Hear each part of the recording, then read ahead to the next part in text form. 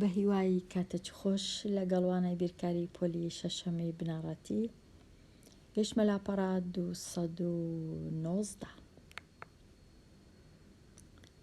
لاپەڕە 219 ڕاهێنانی ئاراستەکراو بابەتەکە بابەتی شێوازی چاوەڕوان کراو.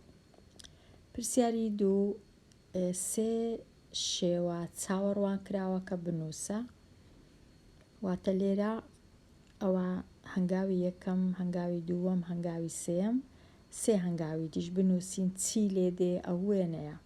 ئەگەر تەماشاکەین دەبینین یەک سێ گۆشە لێرە ڕەنگ کرایە، دوایە لە تەنیشتی سێ گۆشەشکە دوو دەبیتە سێ.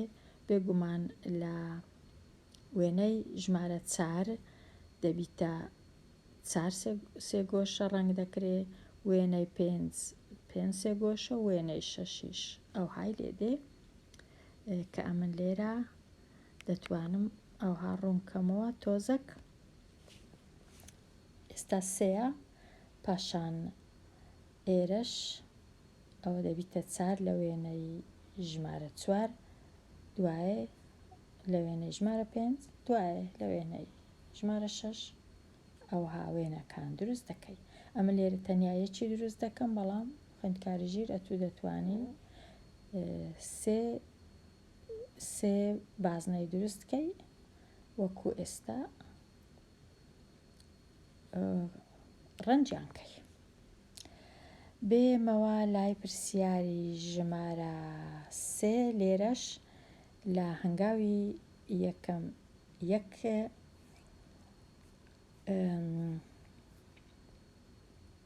یەک شێوەی لاکێشەیی، دوای دەبیتە 2 لەسەر 1، دوای دەبیتە 3، پاشان دروستی دەکەین ئەوها ببیتە 4 شێوە لەسەر 1 لە هەنگاوی 4. لە هەنگاوی 5 دەبی ببیتە 5 لێرانە زیاد دەکەین، و لە هەنگاوی 6 دەبی ببیتە 6 دانە، کەواتە هەر جارەی یەک زیاد دەبی لە سەر وێنەکەی کە هەمانە. ئەوەش ئەوە. ئێستا بچمە لای ڕاهێنان و شیکاری پرسیارەکان. لێرش ئەوە سێ شێوەی چاوەڕوان کراو کە لە دوای ئەم شێوازانە دێن. ئەگەر لێرە تەماشاکەین یەکەم لاکێشە لە دەستی ڕاست، دوایە یەکەم لاکێشە لە دەستی چەپ، واتە لاکێشەکە کە ڕەنگ کرایە جێی خۆی دەگۆڕی، کەواتە لێرەیە دەچیتە ئێرە، دوای دیسان دێتەوە ئێرە، ئەو جارەی چی لێدێ بێگومان دەبی بێتە ئێرە، دوایە ئێرە، دوایش ئێرە، وەکو ئەمن لێرە دروستم کردیە.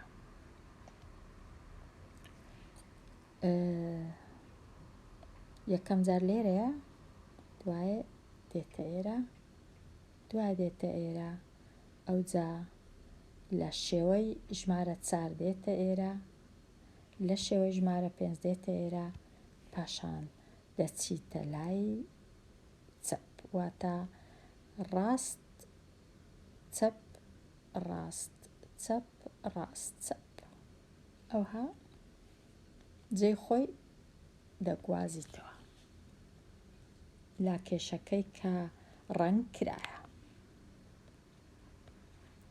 پرسیاری 5 تەماشای سێ گۆشەکەی بکەین.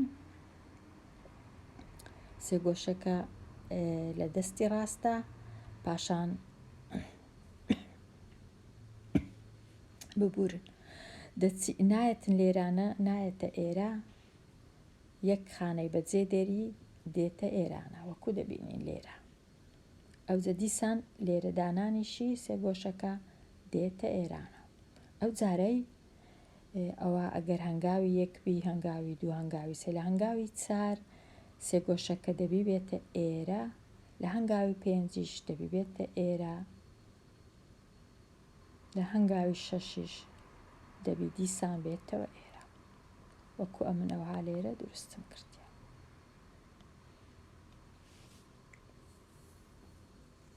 ئەوە لە هەنگاوی 4، ئەوجە لە هەنگاوی 5، لە هەنگاوی 6ش دێتەوە جێی جارانی، دێت لە هەنگاوی 5ش دێتەوە جێی جارانی، کو دەستی پێکرد ئەو های لێ دێتەوە، کەواتە ئەوها بە خۆی لێرە بوو. ئەگەر تەماشای لە دەستی ڕاست، دوایێ هەر لە دەستی ڕاست، دوایێ دەچیتە دەستی چەپ، دوای دەستی چەپ ئەولایە، دوای دیسان دێتەوە ئێرە، دوای دیسان دێتەوە ئێرە، 4 جار جێی خۆی دەگۆڕی، ئەوجە دێتەوە جێی جارانی. پرسیاری 6 لێرە ئەگەر 6 پاڵوو بی، دوو 6 پاڵوو هەیە، لێرە دەبیتە چەند؟ لە هەنگاوی 1 لە هەنگاوی 2 لە هەنگاوی 2 4 زیاد دەبی، ئەو 4 زیاد دەبی، لە هەنگاوی 3 6 زیاد دەبی، کەواتە لێرە 2 بوو، لێرە بووە 4ش زیاد بوو بووە 6، لێرە 6 زیاد بوو بووە 12، ئەو جارەی دەبی چەند زیاد بی؟ 8 زیاد بی، من ئەوها دروستم کردیە، ئەو 8 زیاد دەبی، دادەندرێ لەولای 1 2 3 4 5 6 7 8. ئەگەر تەنیا باسی زیادبوونەکەی بکەین، لە هەنگاوی 2 4 زیاد دەبی، لە هەنگاوی 3 6 زیاد دەبی، لە هەنگاوی 4 8 زیاد دەبی، لە هەنگاوی 5 10 زیاد دەبی، و لە هەنگاوی 6 12 زیاد دەبی. دەبی هەمویان ئاسان نییە زۆر وێنەی ئەو 6 پاڵوانە بکێشم، وابزانم لێرە دەبوایە تەنیا 1 جار 1 هەنگاو، نەک 3 شێوەی دێ، 3 شێوە بۆ وێنە لێرە زۆر ئاسانە، بەڵام لێرە ئەوەندە ئاسان نییە دروستکردنیان، چونکە ئەوە 3 دووریان هەیە، ئەو دووریە و ئەو دووریە و ئەو دووریەش، درێژی و پانی و بەرزیش هەیە، لە بە هەندێک زۆر ئاسانیە دروستکردنیان. پرسیاری 7 لێرانە 3 ئەگەر ناویان لێنێ خاڵ، 3 خاڵ هەیە، لێرە 3 خاڵی دی زیاد دەبی، دەبیتە 6، دیسان 3 دی زیاد دەبی، دەبیتە 9، دیسان لە هەنگاوەکەی دی 3 دی زیاد دەبی، دەبیتە 12، ئەوجا 3 زیاد دەبی، دەبیتە 15، پاشان 3 زیاد دەبی، دەبیتە 18. ئەوە زۆر ئاسانە دروستکردنی. تەواو بووم لێرەش دێنە لای، دێمە لای لە هەردوو پرسیاری 8 و 9 وێنەکەی بەرامبەر بەکاربینە. پرسیاری 8 کردداری دووبارە بووەوە بریتە لە یەکەم دابەشکردنی چوارگۆشەکە بە یەکسانی بە دوو هێڵی ئاسۆی. یەکەم جا چ کرایە؟ ئەو چوارگۆشەیە ئەوها دابەش کرایە بە دوو هێڵی ئاسۆی و بە دوو هێڵی ئەستوونی ببورن، ئەو هێڵانە ئەستوونی، ئەو هێڵە شینانە، پاشان بە دوو هێڵی ئاسۆیش ئەوها وەکو دەبینن لێرە ئەو هێڵانە. ئەوجە پاشان چ کرایە؟ پاشان ئەو چارگۆشانەی لە کنگۆشەکانە ڕەنگ کراینە لەگەڵ چارگۆشەکەی کە لە ناوەندەیە، ئەوانە هەموو ڕەنگ کراینە.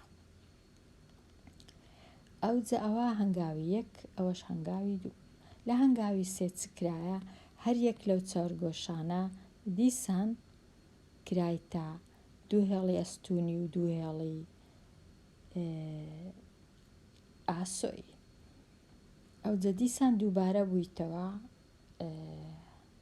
ڕەنگکردنەکە، کەواتە بەو جۆرەی دیسان لە هەنگاوش کە لێرە هەتا ئەو چوارگۆشە بچووک بچووکانش دەبی دیسان بیانکەینە، هەرچەند ئەمە لێرە ناتوانم ئەو جۆرە قەڵەمەم نییە پێنووسە بتوانم ئەو چارگۆشانە بکەمە هێڵی، چونکە زۆر گچکەنە کە گەورەی دەکەم قەڵەمەکەش گەورە دەبی ناتوانم دا بەشیانکەم هێڵەکان چاکەم. ئەوز لێرە ئەوها نووسرایە ڕەشکردنی واتە ڕەنگکردنیەوەی ڕاستی بی چوارگۆشەکانی لای گۆشەکان و ناوەڕاستەکەی. تەنیا لێرە باسی ئیشەکەی دەکا کو هێڵکاریەکە دروست کرایە. ئەوجە لە پرسیاری 9 هێزەکان بەکاربینە بۆ نووسینی شێوازێک لە ژمارە چوارگۆشە ڕەشکراوەکان پاش هەر قۆناغێک و هەنگاوێک. لێرە یەک چوارگۆشەیە، لێرە ئەوانەی ڕەنگ کراینە بۆ وێنە 5. ئەگەرە من هێز بەکاربینم لێرە دەنووسم 5 توان 2 توان 1 ببور، لێرەش دەنووسم 5 توان 2. ئەگەر بیان ژمێرم 25 چوارگۆشەی ڕەنگکرایە 5 10 15 20 25. لە هەنگاوی ئەوە هەنگاوی 2 بی ئەوە هەنگاوی 3 بی، لە هەنگاوی 4 دەبیتە 5 توان 3 واتە 125 چوارگۆشە ڕەنگ دەکرێ. لە هەنگاوی 5ش دەبیتە 5 توان 4 واتە 25 جاران 25 625. ئەوجە لە هەنگاوی 6 دەبیتە 5 توان 5 کە نازانم دەکات چەند، با لێرە تەماشایکەین 5 توان 5 دەکاتە زۆر 3125 کە زۆر ئاسان نییە دروستیان کەین، بەڵام پێویست ناکا دروستیان کەین، تەنیا پێویست دەکا هێزەکان بنووسین بزانین شێوازەکە کووە. کەواتە لێرە ئەوها دەنووسین هەنگاوەکان. لە هەنگاوی ئێستا 3 هەنگاوە، ئەم لە چارەمی دەنووسم 4 و 5 و 6. لە هەنگاوی 4 توانەکە دەبتە چەند، دەبیتە 5 توان 3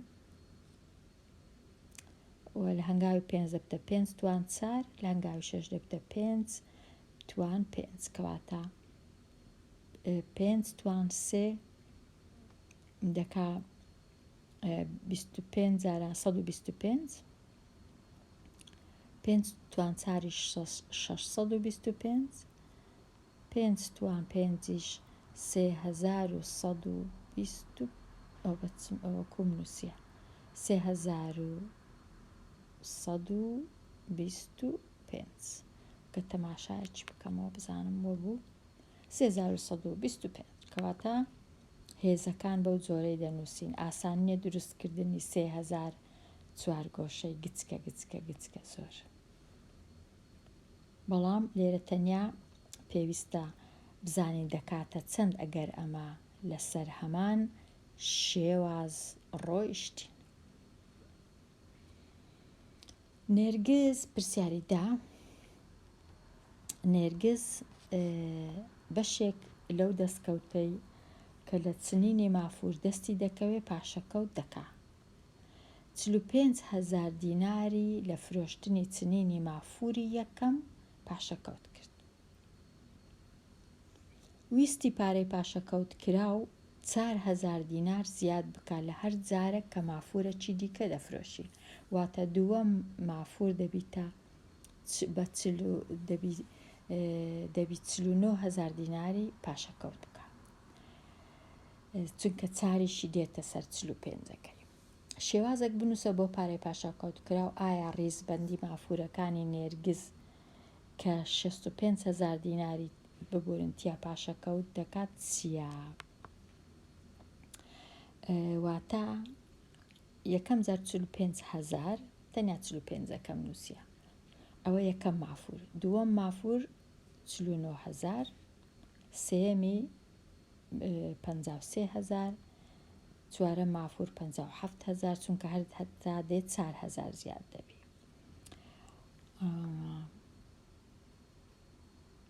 دوایە 61,000 دوایە دەبیتە 65,000 واتە ئەوە دووەم مافورە، ئەوەش سێەم مافورە، ئەوە چوارەم مافورە، ئەوە پێنجەم مافورە، ئەوە شەشەم مافور ئەگەر ئەوە یەکەم مافور بی.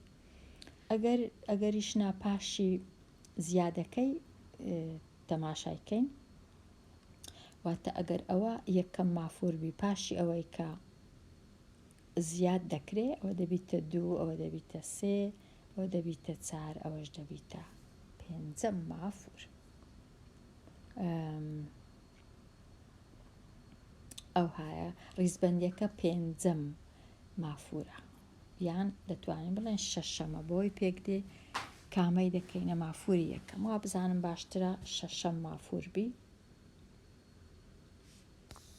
باشترە لە پێنجەمی چونکە ئەو مافورە یەکەم مافورە کەواتە باشترە ناوی لێنین ئەوەش ببیتە دووەم ئەو جە سێەم چارەم پێنجەم ئەوە شەشەم.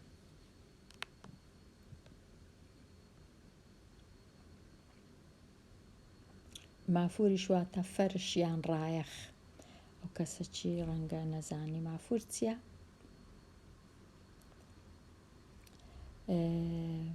ئەو پرسیارەی ئەمن تێ نەگەیشتم بەداخەوە دەبی بەجێ بێڵم تێ نەگەیشتم هەست دەکەم وێنەکەش هیچ ڕوون نییە ڕەنگە ڕوون بیان ئەمن تێناگەم کووە مەبەستی چێندەرەیە ئەوەی ئەوە لەبەر هەندێ یەکسەر دێمە لای پێداچوونەوە و ئامادەبوون. پرسیاری 12 بەراورد بکە ئایا نیو گەورەترە یان 0.60%. نیو دەکاتە 0.50% کەواتە نیو بچووکترە لە 0.60. پرسیاری 13 شیتەڵکردن بۆ کۆمەڵە خۆبەشەکانی ژمارە 65 ئەوە زۆر سەیرە ئەو نازانم مانای بەڵام ئەگەر مەبەستی بی ژمارە 65 شیتەڵکەمەوە زۆر ئاسانە ئەوە تەنیا دابەشی 5 دەکەم دەبیتە 13 ئەوە ژمارە خۆبەشەکانی 65 ئەگەر مەبەستی شتەشکە بی ئەوەی نازان.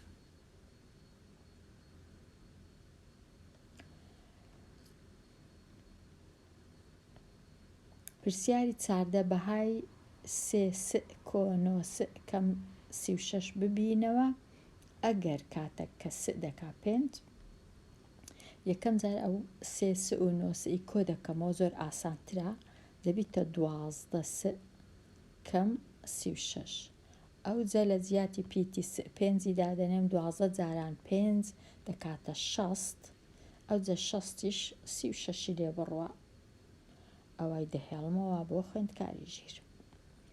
پرسیاری 15 گەورەترین کۆڵکەی هاوبەش لە نێوان ژمارە 54 و ئەو ژمارەیەی بچووکترین چەند جارەی هاوبەشی ژمارەکانی 5 و 3 و 9 و 15 چەندە.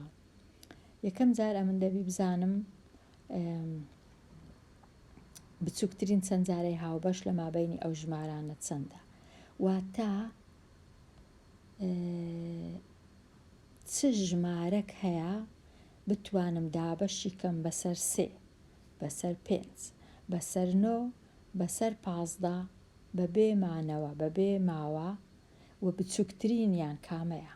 بێگومان زۆر ژمارە هەیە بەڵام لە هەمویان بچووکترینی بۆ وێنە سی دابەش دەبی بەسەر 3 و 5 و 15 بەڵام دابەش نابی بەسەر 9 کەواتە سی نابی. چل دیسان نابی چونکە بەسەر 9 نابی دابەش ناکرێ بەسەر 3ش ناکرێ. هەتا ئەگەر بمەوێ ئەمە ئێستا دەزانم 45 باشترین 45 دەتوانم دابەشی کەم بەسەر با بچین تەمەشاکەین بزانین کامە ژمارە با ژمارەکان بنووسمەوە لێرە باشترین شت ئەوەیە بیانووسمەوە 3 5 9 بۆ 15 ئەم چ دەکەم هێڵە چی 15 هێڵە چی ئەوها لێرە دادەنێم بچووکترین چەند جارە لێرە دەنووسم دابەش دەکرێن بەسەر چەند بەسەر 5 15 دابەش 5 3 9 نابی هەر وەکو خۆی دەهینمە خوارێ 5 دابەش 5 1 3 نابی وەکو خۆی دەهینمە خوارێ ئەو جارەی دابەشی 3 دەکەم 3 لێرە 3 لێرە 1 لێرە 1 ئەو جارە دیسان دابەشی 3 دەکەم لێرە 1 لێرە 1 لێرە 1 لێرە 1 ئەو جا ئێستا تەماشای ئەو ژمارانە دەکەم 3 جاران 3 9 9 جاران 5 45 واتە 45